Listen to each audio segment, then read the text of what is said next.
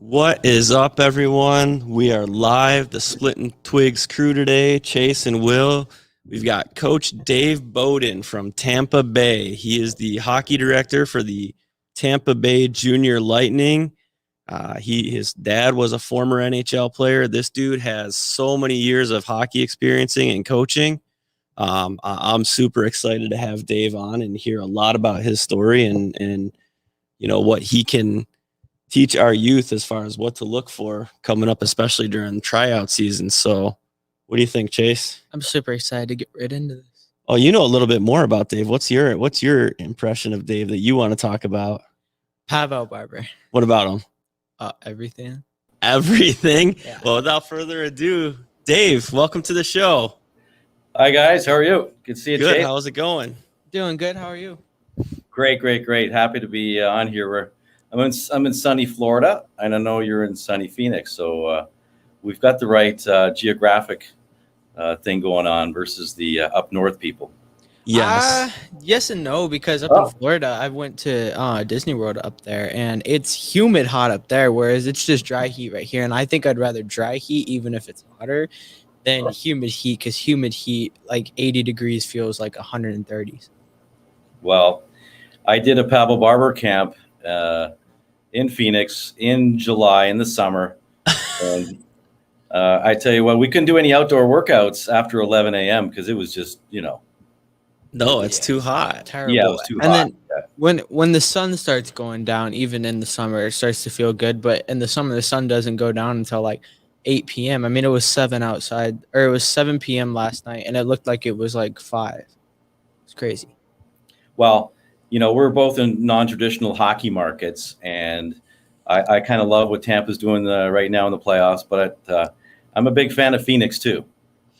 Phoenix will never really do anything unless they do it. They have a lot of moves to make something happen. They have to do a complete team rebuild to have anything happen. Whereas the Lightning, I mean, they've just built a super team. I mean, they're playing NHL stars on their third and fourth lines and have just such an amazing team with such good chemistry and leadership on the team. Just built around that. I wouldn't be surprised if they took the cup again, or Colorado. I've been hearing that they probably would be a good contender. And same with the Panthers. The Panthers may bounce around with them too because of their goalie. They have a really, really good goalie. Well, it's do or die for the Panthers tonight. They're in Miami. I think the Lightning have the inside track. I mean, listen, when you get Kucherov back and Stamkos back and Hedman back, those are three forces that are tough to contend against. And Kucherov, he's a man on a mission. He is the hardest working guy on that team. Every player will tell you, and he does not like to lose. So that's always a good good characteristic to have. If you want to become a hockey player and compete and get to a tryout, you need to have that. I don't want to lose, and you don't. My number one rule is, as a hockey player or a coach telling players, it's not okay for the other team to have the puck. And that's where I go. I lead every practice with that in my game speeches, because it's so easy to kind of fall into the pattern of, well, I'm just going to have a good spot on the ice. I'm going to watch that guy break out. You have to reverse that mentality. It looks like that's how it happens in the NHL. They have some structures and they have some, forechecking concepts, so it doesn't look like they're always attacking. But as a youth hockey player, and I'm scouting a guy and I see he's a hunter and he's on the puck all the time, I'm going to make a mental note that guy is chasing it down and he's hungry. Yeah, that's definitely important. And kind of like you were saying in the NHL, it's a completely different game because you have to think about how fast those guys are playing. If they overcommit trying to chase the puck, then, I mean, that's something that they can capitalize off of. But a lot of players at the younger ages, unless you're at a very high level of hockey, aren't as capable of making the insane plays that these NHL guys are making. So it's definitely important to have a good, puck want, in a sense, if you know what I'm trying to say. Yeah, trying to get the puck on your stick and then making strong decisions very fast. That shows you have that hockey sense that they call it. You've got to be able to stick handle, skate all at the same time. You're doing so many things all at once, and then to make that fine threaded pass backdoor to that guy just waiting there Yeah, it's not every player can do that. So you have to work at your craft. And I know the NHL has this overtime thing now, and they have shootouts. And in the last 10 years, since I've been seeing where the NHL has been going, it was a perfect transition for Pavel Barber to kind of step into the scene, because I think really every NHL team should have a breakaway shootout coach. Yeah, And definitely, especially with the players coming up now, like Connor McDavid, that I think one of the reasons he's so elite is nobody can play with him speed wise. He's so fast, and having a specific breakaway coach, like you said, that would be tremendous for each team to have. Well, I know they all have skills coaches, but if you can identify an extra 10 points a season because you won a shootout, that's worth it. It's a good investment. exactly. And kind of like William was saying, now nobody can play with Connor McDavid. There is one player who can play with him and does it really well, and that's Leon Draisaitl. And they're just a dream team. They can do whatever, and they do it well. I mean, those guys are just insane. Yeah, But, go ahead. No, they found each other. I mean, it was like they feed off each other, and the coach identified that let's put these two guys together because they're a 1-2 throughout the whole league, and they showed it because they led in scoring in assists and goals, much like Kucherov, Stamkos kind of did that down in our Florida division, and I like that other Phoenix kid who's moved on to Toronto. I think has done some good things too. Austin Matthews. You got it, Austin Matthews. Yeah. Yep. Yeah, that guy's shot is just crazy, and it's weird because the reason his shot is so crazy is because of the way he shoots. He like pulls it into his body and kind of baits the goalie to go into one side or the other, and then he shoots it the other way. And it's really, really cool. Yeah, he's very versatile that way, and I teach this every day. I've got a synthetic hockey rink here in Tampa, and I just do shooting training. I have about 15 clients a week, and that's the skill we work on. Much like what Austin did in the synthetic situation with his coach there. Once you can shoot off the synthetic floor, it just changes the dynamics of how well you can shoot off the ice. And I teach load. First of all, you got to load the puck properly. You got to change the angle at the last second. But if you can use your core, and I work with my clients every day, I go, the snapshot and that quick wrister is really a sit-up. It's a crunch. What you're doing is you're compressing your core and you're releasing it to the net. So I talk about efficiency and how to shoot the puck, where to go, how to sell the shot, not just forcefully shooting it and hitting the goalie in the chest. You see that all the time. There's a lot of great shooters out there, but they have to know the purpose. So I give all my clients, you have to have a purpose. You can't just come here and want to learn how to shoot and blast it off the crossbar because, bar down's being cool, right? That doesn't happen. So Chase does that a break lot. the puck up. Chase does that a lot. Oh, I don't. I run it off the post one time. Yeah. I remember last year with my son's team, we won that Cactus Cup in January at AZ Gilbert, I think. Yeah, we had that final game there. We brought our Tampa team there. Or maybe it might even be 2 years ago with the COVID stuff, but we were very fortunate to be able to play all year long. We didn't really have a break in the Florida hockey world. Same. We played. We had a Cactus Cup this year. We had President's Day tournament this year. The Thanksgiving tournament. The only thing that really messed up our season was we were supposed to go to tournaments in other states, but we weren't able to do that. But other than that, in my mission seasons, like my actual travel season, I don't think we stopped playing once. Yeah. I just was on the phone. One of my clients I've worked with is out of Phoenix. He is playing for Honey Baked. Okay. He was a Bobcat. Him and his brother were Bobcats, and they went to to Detroit to kind of pursue their career. They won with Rich Villon. They won the PB Quebecois a couple years back. And talking about, kids out of the Phoenix going on and choosing a path, the best path for him after speaking with his dad is I got his son, who's 18, to sign. He's a 2004 birth year, 2002 birth year, to sign in Sweden for next season as a U20 player. And at the U20 player, his path is he's going to go to Sweden, learn to skate, shoot, learn the team concepts, but he's not going to give up any eligibility with his college career. So he can go pro later on, maybe in a year or two, or he can come back and play college here in the U.S., which is, the second path you can take versus Austin Matthews at 18 went to Switzerland.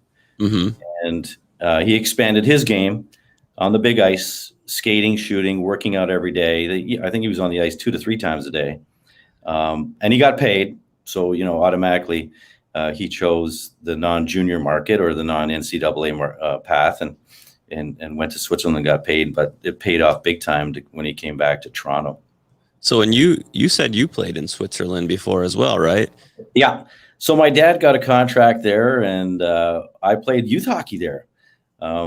And for 3 of the years, we were Swiss champions at my youth hockey, team.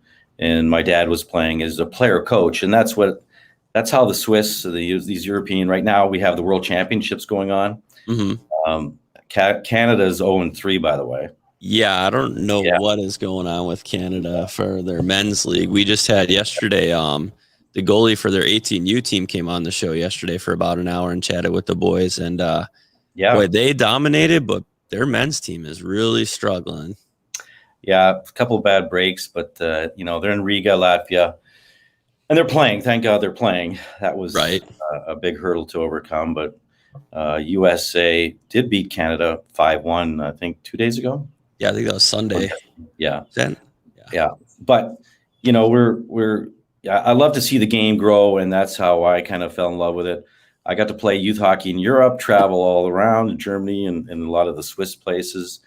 And then I just brought that skating speed back and that opens, your creativity back from Europe to play in Winnipeg. And I played my U16, U15 in Winnipeg, and also my junior hockey in Winnipeg for 2 years. Right.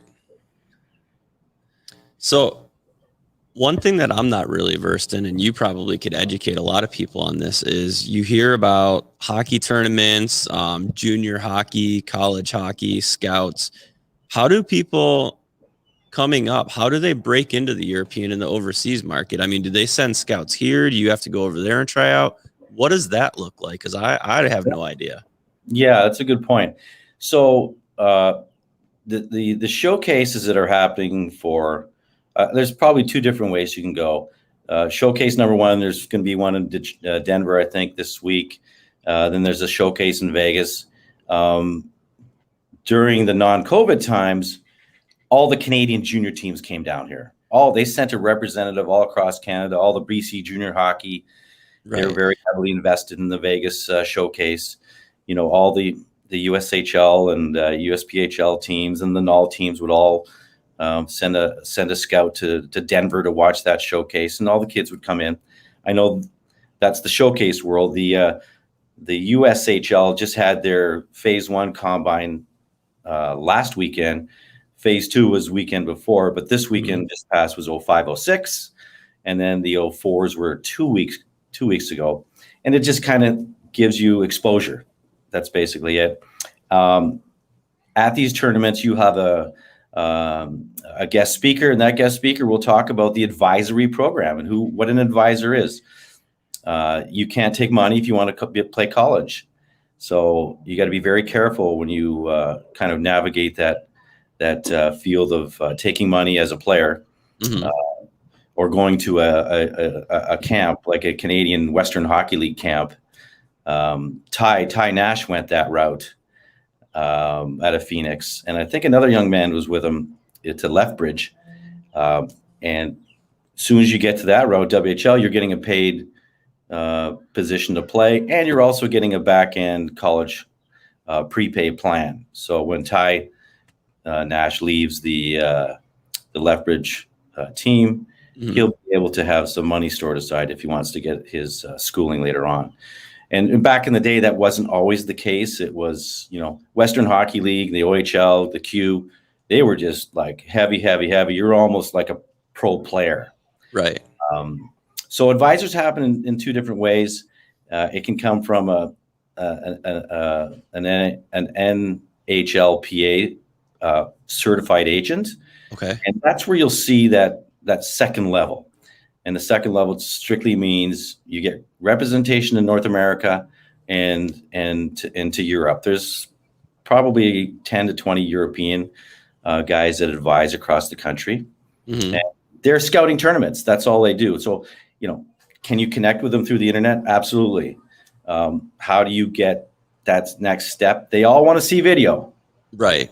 They all want to see your clips, or they want to see you in person. And what's I believe now has really been the game changer is Live Barn. Yeah, that is, especially with COVID, that's a lot of parents out in the parking lots and stuff, dropping their kids off and being able to watch. Yeah, in Detroit, they didn't allow anybody in. So for this season, and this weekend I had my 05-06 tryouts in my U16 AA, and 3 of my kids were in a tournament in Minnesota at that Blaine Super Schwan 8 rink. And I just pulled it up on Live Barn, rink 5, and I got to watch the game. That's awesome. So, yeah, I was doing double duty. I had 40, 50 kids on the ice, and we saw a lot. Our junior Lightning program here had over 500 kids come to tryouts. Wow. Yeah. So it was quite incredible. Yeah, there's been a lot of kids trying out in a lot of different places recently, just because everybody wants to start getting back into hockey, so everybody's trying out somewhere. Yeah, and I got a lot of phone calls from Chicago, who was closed down. Those families want to move down. New York closed down. They want to move down. Michigan, they've called me. And I'm sure you might be seeing a little bit of influx into your area too. What's your rink that you play out of the most? AZS Peoria. You're AZS Peoria. That's great. Yeah, that's pretty cool on that side. At least you're closer to the NHL rink, right? Not too far away from that. So my rink is the closest rink to where I live, but I live like 20 minutes from the rink. So it's closer, but it's not it's close. It's like 40. It's about 30. 10 or 15 minutes to get to the Coyotes rink where the NHL teams play, the Gila River. Glendale. That's the Glendale Coyote rink. Yeah. Yep. It says still Gila River. Yeah, Gila River Arena. Yeah. It's a pretty nice place. I worked out in Buffalo for a lot of years when I was in high school, and their rink was pretty nice until they dropped the Jumbotron on the floor. And Gila River is definitely a step up from there. I like it a lot better down here. Yeah. I was at the first year, 95. I went to a couple of Winnipeg Jet games. I took a crew of my friends, and we went and watched, I think, a 2-game series at the old arena downtown. The auditorium. The auditorium, that one end you couldn't see the scoreboard. Yep. Yeah. A lot of crazy memories from that place. That's right. I'm going to switch gears a little bit, and I'm going to kind of engage Chase here a little bit, but tell us a little bit about your interactions, your work with, and how you know Pavel Barber, and what that was from your perspective. I'm sure Chase will have lots of questions on this. Yeah. So it's this, it's as legends go, it has to start somewhere, right? So my brother ran into Pavel Barber playing in a ball hockey pickup game in Vancouver, and Pavel Barber was playing for the Canadian. It's called the outdoor field hockey team. So he'd finished up playing a couple years of the Greater Toronto Junior Hockey League, and he picked up the field hockey stick and went to Vancouver for Team Canada. So we kind of convinced him to kind of come out and play with us. We have this cool thing called floorball. We play in a gym. It's got these European sticks. Would you like to come and meet us at this rink that my brother was running programs out of in North Vancouver? He says, sure, yeah, right on. It'd be great. I mean, how far a bike ride is it? And my brother's like, you don't have a car? He goes, no, I don't have a license. So back in the day, I don't think the Canadian national field hockey team was quite well funded. I think he might have just got a cell phone out of it and maybe some money for a small apartment. But Right. He came up with us. I think somehow there's some transit system, and they played together. And Pavel, his name is Brandon at the time, was very interested in becoming a little more connected to floorball. Mm-hmm. And the stick handling part he certainly enjoyed. And my brother, said, well, I know you're kind of finishing up with field hockey. Why don't you move into my house? And he talked to his wife, and Pavel or Brandon at the time moved into my brother's house, and they just started kind of connecting on the levels of, let's be creative. Let's do some things no one's doing. So Facebook just started, and Instagram started, and YouTube. So my brother was, kind of more techie than anyone. So he went on YouTube and he typed in BrandonBarber.com, and it was taken. So YouTube, there's no page, BrandonBarber.com. My brother said, hey, what's your favorite hockey player? He said Pavel Datsuk. They put in Pavel Barber. That makes sense. And Pavel Barber was there. So .com, boom. They went to GoDaddy, reserved it. And for 2 to 3 years, it was just organic growth. Mm-hmm. We took videos. I think one of the first videos is with another sort of we call him alumni now. Pavel Barber is Zach Bell. Have you heard of Zach Bell? Yes, Zach Bell. Yeah, I know exactly who that is. If you go back to their first YouTube video, it's him. It's Barber and Zach Bell. Well, Barber's showing Zach Bell how to do the Zorro, and I think he was 12 years old at the time. And fast forward, Zach's incredible. I mean, it's what he does with a floorball stick and our Zorro stick, and then what he does with a hockey stick, it's insane. So the Canadian NHL has made them a fixture now. So they're on the Canadian TV. I don't know how many nights a week, but they're regulars on the NHL Sportsnet. Mm-hmm. So Barb's was just like super connected to that stick, and I've shot a lot of video of Facebook Live stuff, and we've been in places in Canada, and I have to look twice when I'm shooting through my phone. I have to kind of look to the side to make sure that it's not any photoshopping going on, because what he does by flipping that puck up, catching it, twirling, I'm like, wow, that's incredible. And I knew we had something when we went to Phoenix, and we had this thing called Crash Your Practice, and we went to Scottsdale, the Ice Den. Yeah. And the U16, U14 kids were practicing, and we snuck on the ice and shot a segment of Pavel Barber doing some moves, and then the kids were like, "What's going on?" And then I brought him all to center ice, and he did like 20 shootout moves. And I thought I was at a Justin Bieber concert. The kids were losing their, what, and it was just like uproar after every move, and he just didn't have one. He had a lot. And so we had a great time. We did the Wayne Gretzky schools. We traveled with his program. It was really kind of cool to connect with all the young kids and get to see floorball connecting to them and how they used it with the ice, how everybody was being creative on the ice through Pavel's sort of inspiration.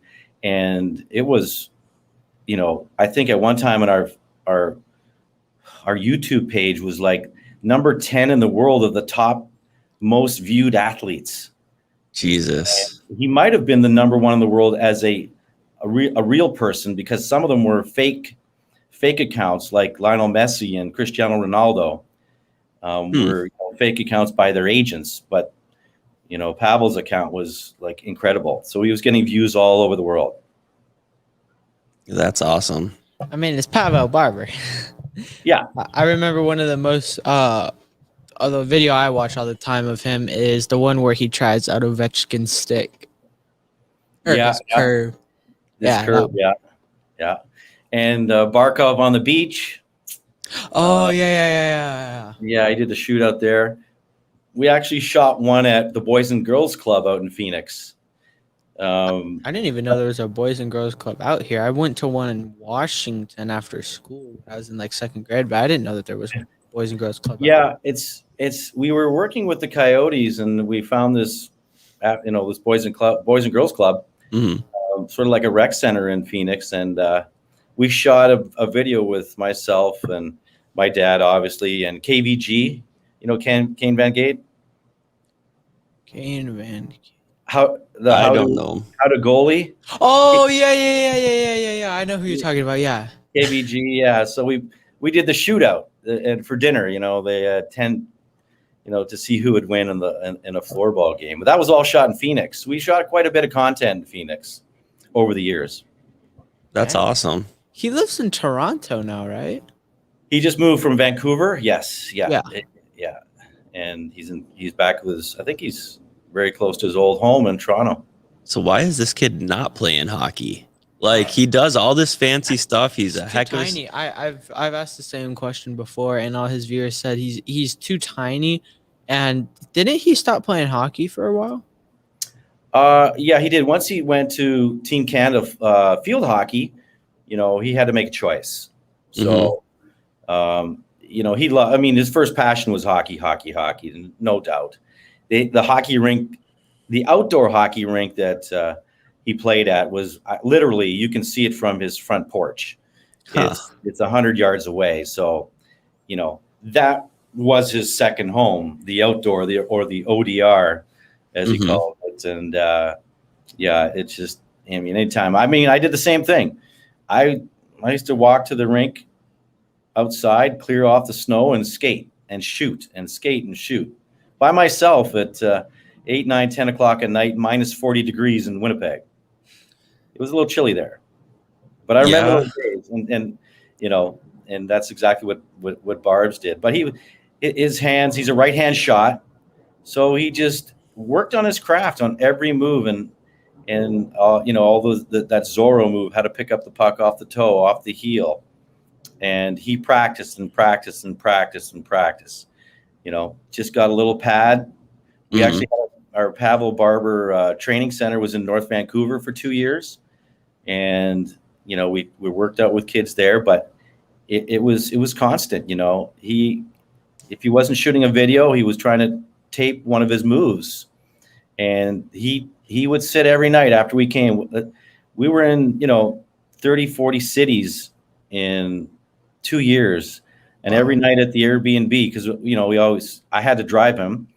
Every night at the Airbnb, we had to. He would break down video, so he got on his laptop and had a protein shake, and looked at all the content he did. That's crazy. And how old is this kid now? I think he just 29 now, 29, Jeez. 30. Yeah. But the first time I gave him the keys to the car, we went Ottawa to Toronto, and halfway I said, "Are you ready to go on the highway?" And I just, buckled up. If I would have two belts, I would have put them both on. But he did okay. He made it back safely. That's good. That is good. So tell us a little bit about growing up as a NHL player's kid, and I understand you actually used to play just shin hockey with Brett Hall and them. Yeah, we had a few games at the Winnipeg Arena back then. So expansion was happening. The NHL had 6 teams when my dad came in, but there was minor league hockey in the South in the U.S., and that's how I entered the world, so to speak. He got traded from the Montreal Canadiens after his first pro year, and the Detroit Red Wings picked him up. And, they had Gordie Howe and a bunch of great guys, and they sent my dad to the minors. And The minor league team in 1964, 63, 64 was the Memphis Wings. Memphis, Okay. Tennessee Wings. And yeah, I was born there in that second month, and my dad was up and down with the Red Wings, and I think he was leading scorer of that league. But they played, Tulsa, and they played Nashville and Memphis, and then obviously getting called up. But from there, he transitioned to a couple more teams, the Cleveland Barons. He was always the leading scorer. He was a right-hand shot. Every team was looking for a right-hand shot. Wasn't the biggest guy, but he had some moves. He knew how to get in and out of trouble, and didn't get injured that much. That helped. But yeah, once we got to Winnipeg, that was the game changer. Bobby Hull signed, Ab McDonald. So 6-7 guys from the Hawks came and jumped from the NHL to the WHA, and that league just kind of motivated the next expansion and of the NHL. And the NHL was a little sticky. They liked their ways. They had only a few owners. Some owners owned 2 teams. So, you couldn't fool around that much. The contracts were always kept to a minimum. There was only one agent. Can you imagine that? Now we have like 100 agents, but back then they only had one agent representing. Actually, this guy, Alan Eagleson represented the players, and he represented the NHL owners. That's crazy. So there's no negotiating going on. Right, exactly. Yeah. Well, and wasn't Winnipeg and Edmonton, weren't they owned by the same owner as well? And that was the whole Gretzky debacle when he came up out of Indy? Well, when they left Indy, that this guy named Bassett owned the team in Indianapolis, and he just said, "Listen, I don't want to hold you in Indianapolis. You're too good a player. I'm going to sell you to Winnipeg, or I'm going to sell you to Edmonton." So him and Eddie Mio and another gentleman jumped on an airplane, a private jet. They put their sticks in their gear, and they didn't know whether they were going to stop in Edmonton or Winnipeg.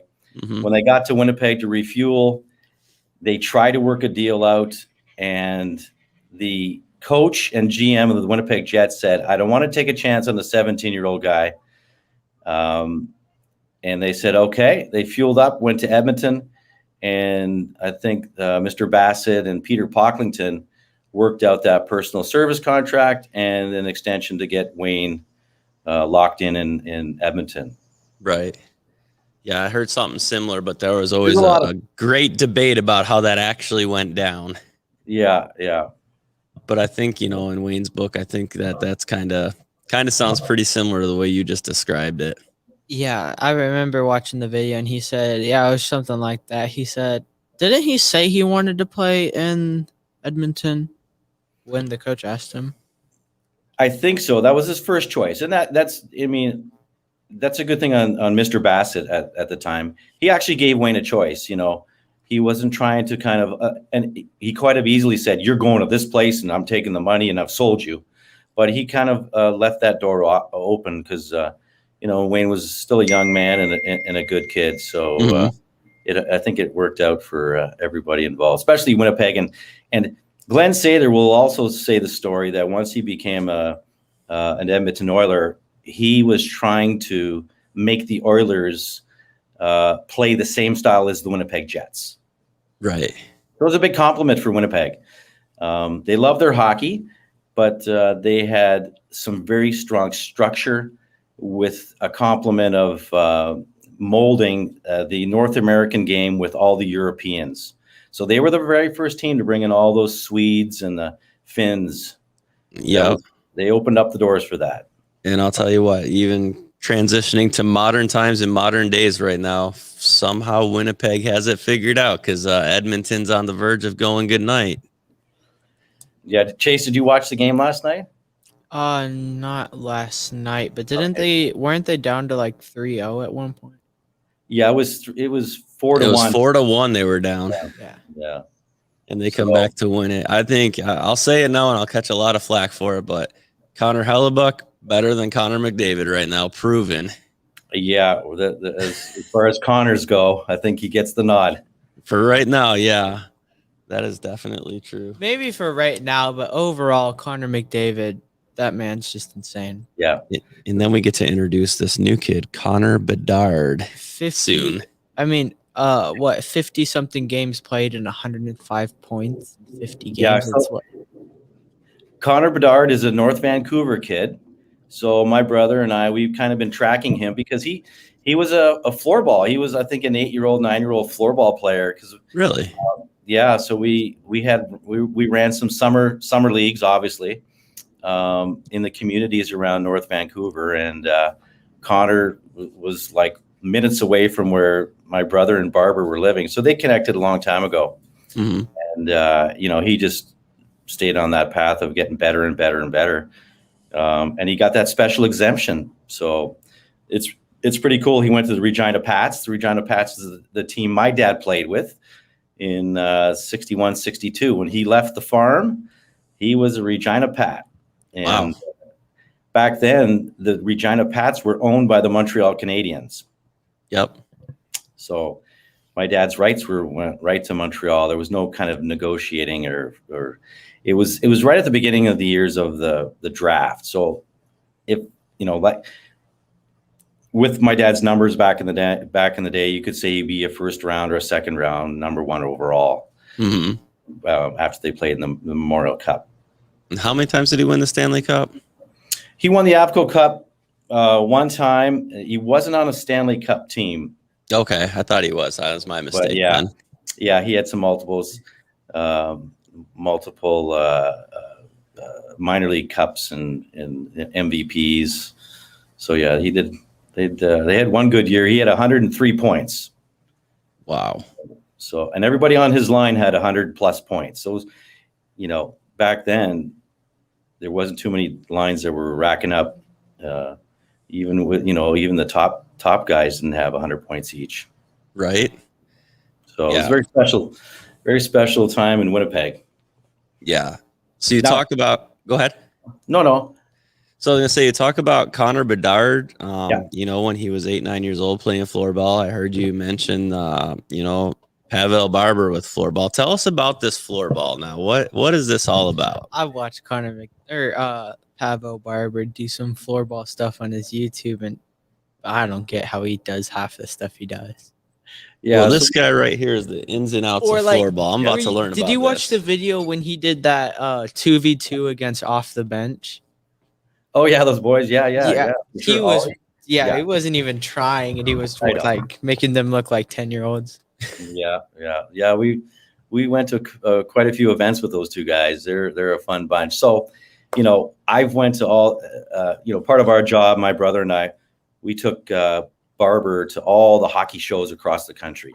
So we got to meet all the young kids, and Ollie and the off the bench guys were at the show in Minnesota and Calgary a few times. So we got to be friends with them. But the floorball connection to me it's the closest thing that puts you into the hockey kind of environment of the give and goes. And I can't tell you how many European guys like Victor Hedman, Oliver Ekman, Larson, though those guys grew up playing floorball, and they to this day will tell you that was our summer game. That's what we did. We put the hockey sticks away. We couldn't skate. But if it wasn't for floorball, we probably would have never got to the NHL.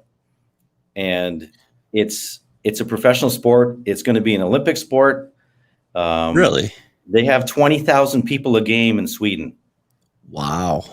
So guys are making a lot of money. There's a top league in Sweden, Finland, Norway, Czech, Germany, Switzerland, Russia. And that top league, their players are making some big bucks. Wow.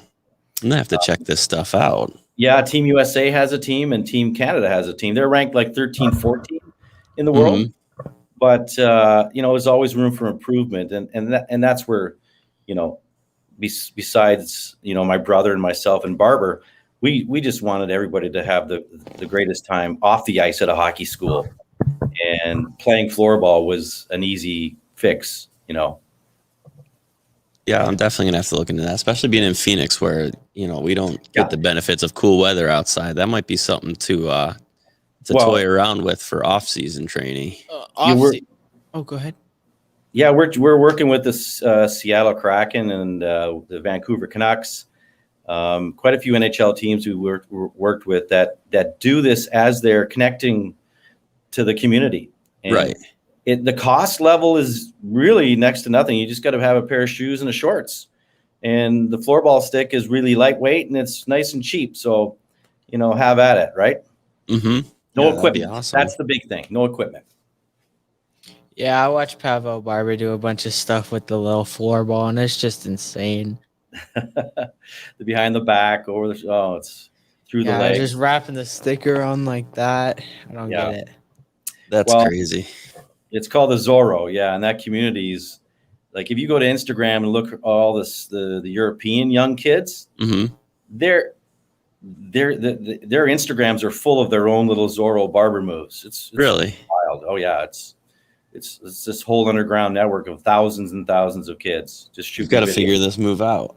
Yeah, You do it? Yeah, I can do it. Oh, we got to try this out. I got to see you do this. I have yet I've to see done it it. outside. I haven't seen you do it outside yet. I also pulled off a Michigan or a Sveshnikov, not a Michigan. That I knew you pulled off. The Svechnikov, the Michigan, the lacrosse goal, whatever you want to call it.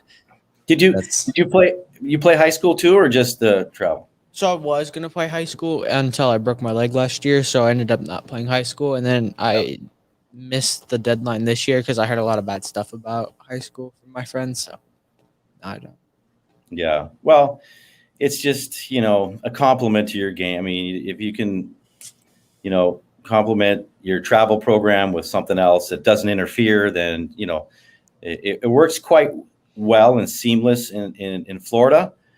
If you were in Minnesota, you'd have to choose. It's either travel or high school. It's hard. You can't really do both. Right. So coming into tryout season, and you said you just got done with your tryouts as a coach, from a coach's perspective let's say at the 16U level, what is it that you're looking for when you're watching the tryouts? What stands out to you in a player versus what makes you say, okay, this kid's definitely not going to probably make the team, but these kids will? What is the difference maker for you as a coach? So, first of all, I can kind of pick out the safety part of the game. Can that U16 player, 15, 14 years old, can he survive in a full contact environment? Does he have the balance? Does he have his edges? And then from there, I'll look for their stick handling skills, how they shoot the puck, and their vision. You can be really, really fast, but if you don't have any vision, at the last second, you're going to be just, filling the goalie's jersey with a little dump-in shot. Right. When you have options. So I'm looking for guys that can go across the blue line, stick handling with the puck, head up, that can either spin off to the wall and extend the play, drive to the net around a defenseman, and then have that third option of dishing to the back door when he's got his partner coming up. So, having a great slap shot, that's cool, but I need to see you have all the compliments. Very well-rounded player. Yeah. Yeah. Because, it's a physical game, number one. You have to be very athletic. Mm-hmm. And being athletic just puts you in the right position to stay strong on your edges.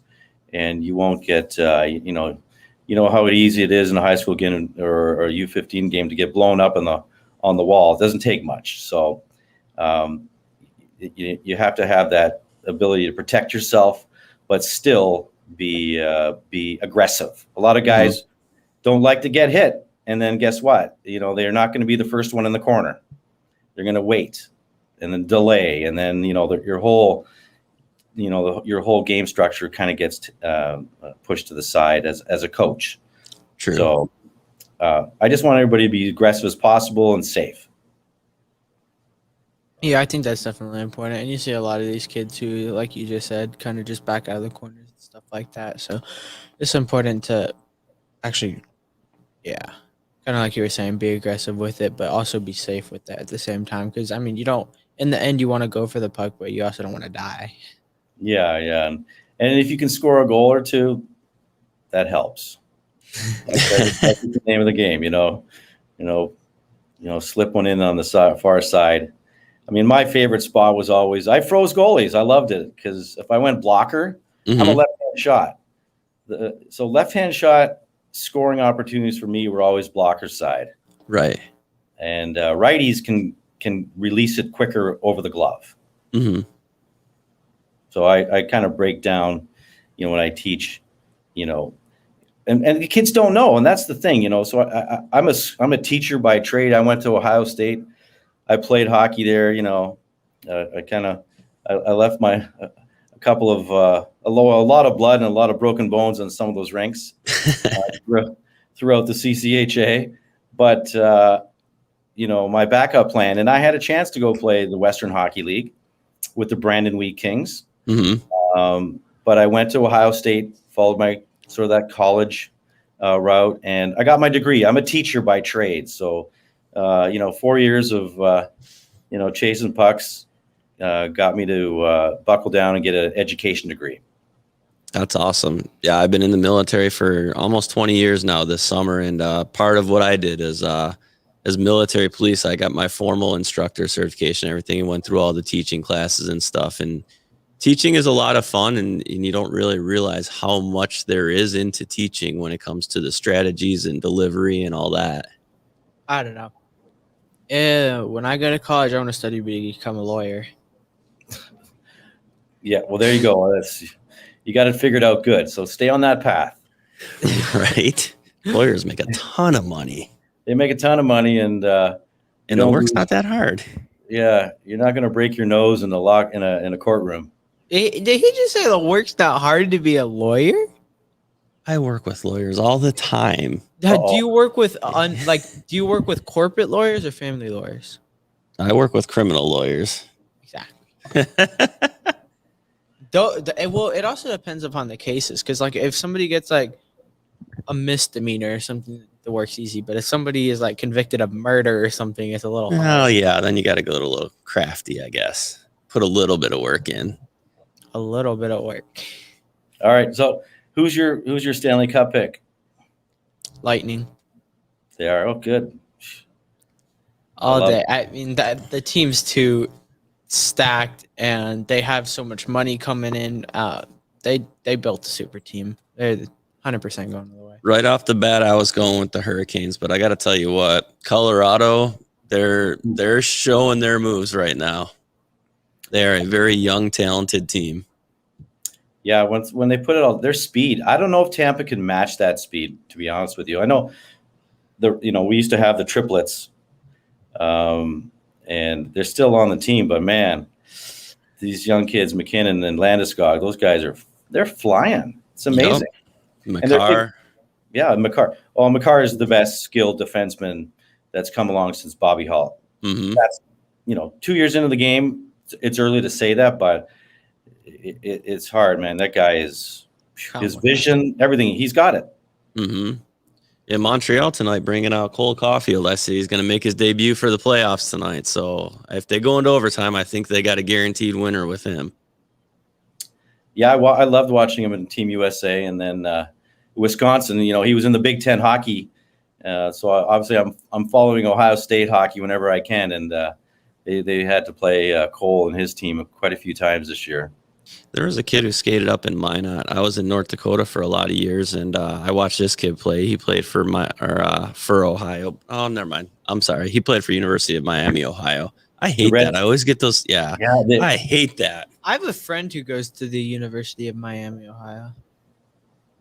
Yeah, I know. Is Austin Lemieux still in ASU?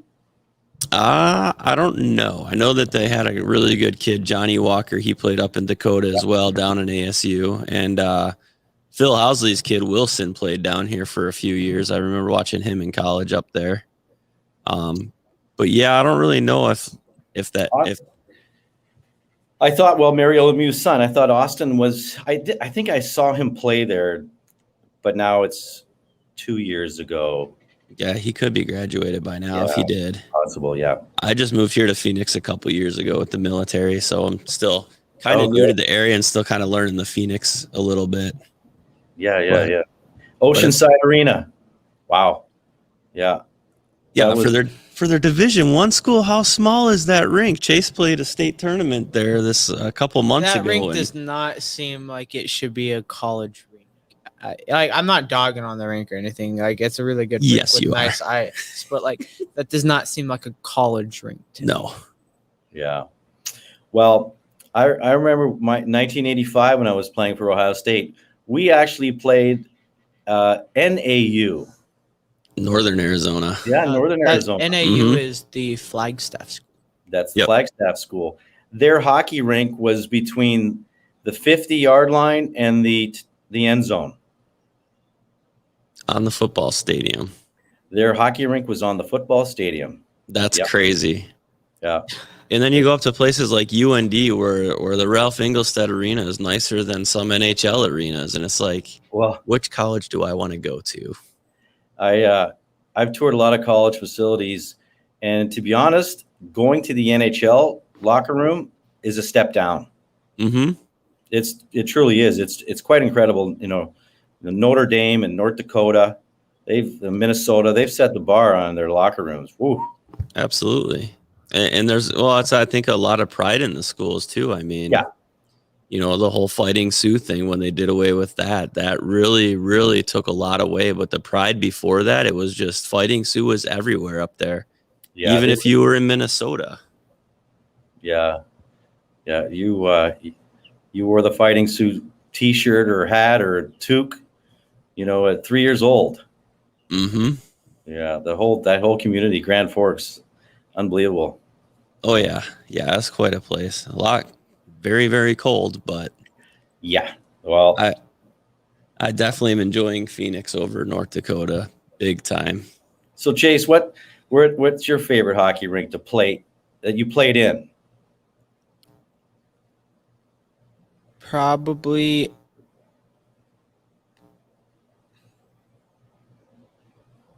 AZ Ice Arcadia. Arcadia. Oh yeah, that's awesome. Yeah, it has really good ice, but not the best like boards. But I really like that rink. Yeah, it's a good rink. Yeah, yeah. Except for their Zamboni door. Like it's a really cool idea, but it takes 30 years to open and close. It's so annoying. Great. Yeah. I don't mind the Ice Den triple rink. You know, it's that third rink's a little cold. The Apex. Yep. Yeah. There's the Coyotes, the Doan rink, and the Apex in there. Apex. Yeah. Yeah. Yeah. I played a playoff game for the President's Day tournament in the Apex rink. That team that we played was so mad because I think we beat them like 9-4 or something. Oh, jeez. Yeah, and their kids got so frustrated that at a 14U level, they were trying to fight on the ice. Yeah, they dropped their gloves and took off their helmet. And the second you drop like any piece of gear at our level, you get ejected. So he got ejected from the game immediately. It was so funny. Well, we were there one time in March, probably just before you got there, and Barber dropped the puck for the high school championship game. Huh. At the Ice Den. I should have played high school. Yeah. Yeah, you could have got to meet Barber. That sucks. Well, we still have some friends. Once the border opens up, we'll have Zach Bell and Barber will be traveling again. So there'll be some opportunities to kind of get connected with those guys. Absolutely. Definitely let us know if you guys are in Phoenix again. We'll take you out on the lake on the boat and you guys can do some fancy stick handling out on the islands out there or something. That'd be awesome. A lot of fun. Awesome. Well, any last words, Dave, for all our viewers? Any advice for these younger kids coming up? Well, to me, it's just about enjoying the experience. I know what I did as a player going into rinks, and whether it was cold or hot, 3 periods of hockey, you just kind of left it out there. Yeah, your friends and kind of like your best buds were on the bench, and you lived in the locker room with them, car rides, and the game was just kind of like this secondary thing. I don't remember any of the scores of all the games I've ever played, but I remember all the times being in the locker rooms with my friends and some good experiences with them. So, my message always is to have fun, be the best you can for sure. I mean, give 100%, but enjoy the journey, as they say. Because KVG will tell you that all leagues lead to beer hockey. Yep. Yeah, that's what my coach says. He says it doesn't matter if it's when you're 18 or when you're 30, everybody ends up in the men's league. Yeah, the BHL, the beer hockey league, So Sandra's one of our viewers. She's got a message for you real quick, Dave. I know you're a Buckeye, but I'm particularly proud of Yost Arena and the Wolverines. She loves Big Ten hockey. Well, my favorite story of at Yost Arena with the Wolverines is I had 2 hat tricks in that building. So, really? Yeah, Red Berenson was the coach, and Red Berenson and my dad were on the same team in Saskatchewan. The Pats. So my dad went to pro hockey and Red Berenson went to college hockey. Right. But, 20, 30 years later, I connected with him as a young man playing. But I remember 2 hat tricks at that arena, and it was a tough place to play. That's crazy. That's impressive just to get a hat trick alone and then get 2 of them in the same arena. Yeah. That's pretty awesome. That's like a good luck arena. It was, yeah. I loved going there. It was pretty cool too, because the locker rooms were like upstairs, like 30 flights of stairs. Wow. That would suck walking down them though, unless you had an elevator. Or walking out, carrying all your gear up to the locker rooms. That's like at Arcadia. They have, like you can walk in and turn right, and then you have to walk upstairs for one of the locker rooms, and then you have to walk down the stairs and up the stairs and then back down the stairs with your gear and everything. It's terrible. Well, listen, if there's a building with a hockey rink, I'm happy. Yeah, exactly. No matter what it looks like, or no matter what it looks like or smells like. Yeah, the smell. Maybe not the smell, but the look's fine. The smell of the truck on the car ride home. Can never get rid of that. Well, it's been real, Dave. I appreciate your time. Appreciate you coming on and chatting with us for a while. We'll throw you back down in that little backstage room real quick, and we'll say goodbye to everybody, and we can definitely chat right after. Yeah, we'll see you around the rinks. Yep. Absolutely. Thanks, Dave. Wow, that was awesome, man. Pavel Barber. You are like starstruck by the Pavel Barber, aren't you? I know, Pavel Barber, man. I've been watching that guy forever. Do you know what time it is now? Well, number one, I got to be thankful. I got to be thankful to everybody that right before the show, Dave was explaining to us where he was sitting there was on the back of his house, and he has like 6-8 feet alligators that come up to his house. So Dave didn't get eaten during the show, so I'm happy. Chase is happy you got to hear about Pavel Barber, and I think that show was a lot of fun. Yeah. So now it's your time to do this ending that you're getting better at. Let's try it. Do I have to? Not just kidding. All right, guys. Thank you for tuning in to the Splitting Twigs podcast. We will be back on probably Sunday, if I'm not mistaken. And I will see you guys next time. Thank you so much for tuning in. Bye. Have a nice day.